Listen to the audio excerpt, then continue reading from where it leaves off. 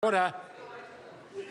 Question number 2, Julianne Genter. E te mangai o te whare, tēnā koe. Tēnā koutou e te whare. Ko taku pātai ki te minita mō ngā waka, a ka uiwi.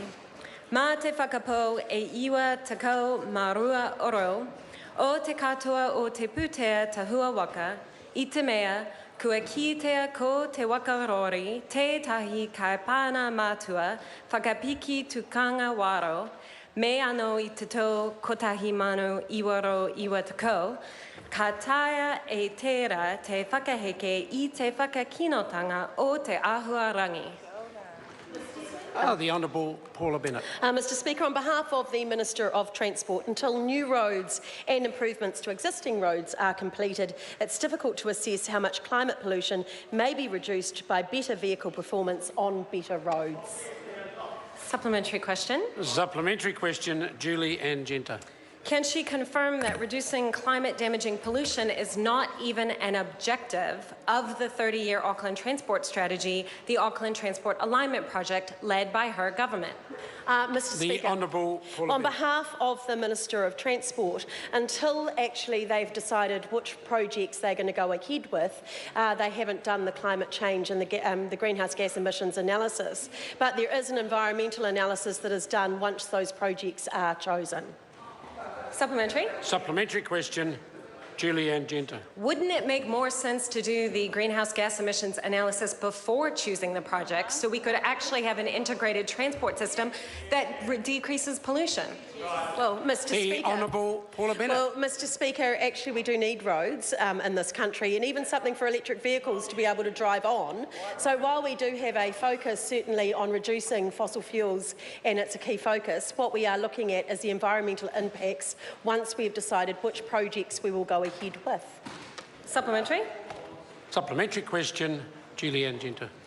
Why does she think that these isolated environmental assessments of transport projects will work when that's been what has been happening for the last few decades, and emissions from transport have continued to grow for the last few decades? In fact, a key driver of all of our climate pollution over the last 3 decades. The Honourable Paula Bennett. Mr Speaker, this is a government that has invested more in public transport and rail than any others in a very long time. So we have a commitment. So what the member's question proposes is that we are choosing between the two. I think that we can have both. That is why we look at the environmental impacts. We do support public transport. We certainly support cycleways, all of which are part of reducing emissions.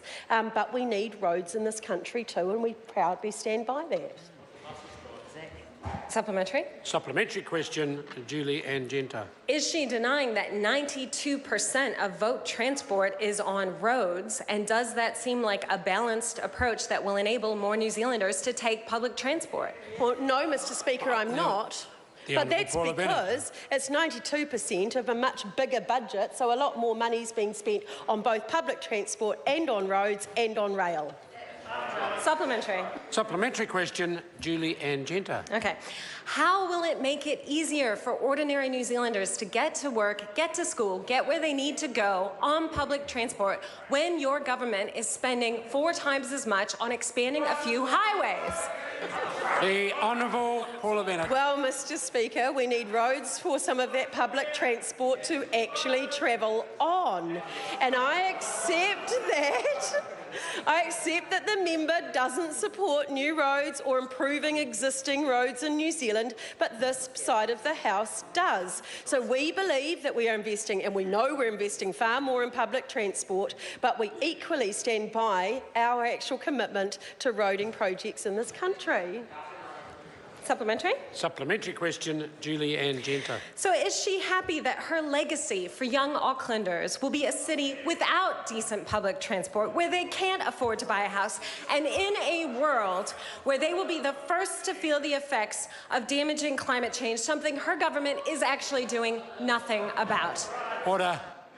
Point of order, the Honourable Jerry Brownlee. Mr Speaker, you may like to consider how that question was addressed.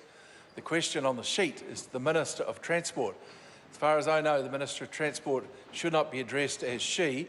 nor should any of those other matters be addressed to the Minister of Transport. Yes, I think the question had quite a lot in there that I could have ruled out of order, particularly a reference to housing costs, etc., which has got nothing to do with transport. But in the spirit, order, in the spirit of it being the last day before a substantial recess, I was very generously allowing the question to stand, and now hope the Minister will address it. Mr Speaker, on behalf of the Minister of Transport, I will stand proudly for those young Aucklanders and their future, because what we are giving them is a range of options for them to get around this country, including the support for the City Rail link, including the support that we have given in actually electrifying trains out to West Auckland, where his great colleague, the Minister of Climate Change Issues, lives. Actually, the investment that we're giving in roads so that those buses can actually travel and get round this country. And does the member not ever ride her bike on a road? Point of order. Point of order. Order. I'm going to acknowledge a point of order, Julianne Genter. I seek leave to table forecasts that show pollution from transport increasing over the next 15 years under this government's policies. I just need to know the source of the documents. The source of the document is the Parliamentary Library, and they've assembled this from documents that have been produced by the government ministries. Order. I'm not going to put the leave, and I refer the member to 1651. The document must be tabled as an authentic source. It must be acceptable to the House to table. It's not acceptable to use it to table members' own views or documents that are attempting to substantiate those views, and in my opinion, those charts are doing that. Point of order, Mr. Speaker. Is this another matter that's being raised? Not any attempt? I'd like to raise a question with you about your ruling. No, I've made a ruling. That's not debatable in the House. Sorry, to clarify your ruling, could I ask a question to clarify your ruling? On this occasion, because of the generosity that I expressed earlier, I will hear from the member. Do I understand, based on your ruling, that you do not consider the Parliamentary Library a objective source of information? Order. I know that I've got an agnostic view on that, but I know some members certainly have a very strong view about that as to the authenticity of Parliamentary Library. But no, the reason I said I wouldn't put the leave is I think the member is using it basically to reinforce the points she has made from a political perspective and the question she's raised. The purpose of tabling documents is to further inform members. And if members are as interested in the topic as the member clearly is, they can certainly go to the library and get very similar information prepared. Question number 3.